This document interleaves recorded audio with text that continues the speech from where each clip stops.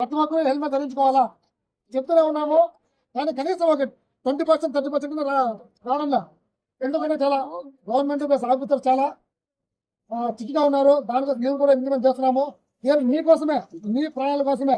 Helmet వల్ల గత ఈ సంవత్సరంలో వచ్చే రికార్డ్స్ ప్రకారము దాదాపుగా 80% అంటే 100 మంది వచ్చే యాక్సిడెంట్లో వచ్చే చనిపోతే 20 మంది హెల్మెట్ లేకుండా చనిపోయిన వాళ్ళే ఉన్నారు చాలా మంది. కాబట్టి దయచేసి అందరూ హెల్మెట్ వాడండి, మీ ప్రాణాలు కాపాడుకోండి.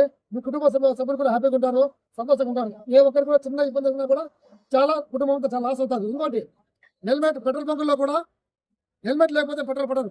ఇంటి బస్సులో కూడా కంపల్సరిగా హెల్మెట్ అందరూ తీసుకోవాలా. అది ప్రతి ఒక్కరు మన బాధ్యత. మన కోసము మన సెల్ ఫోన్ చిన్న పగితే ఇంత బాధపడతాం. దీనికి ఇంత పోవచ్చు ముందర వెనక పెట్టి అంతా చేసుకుంటాం.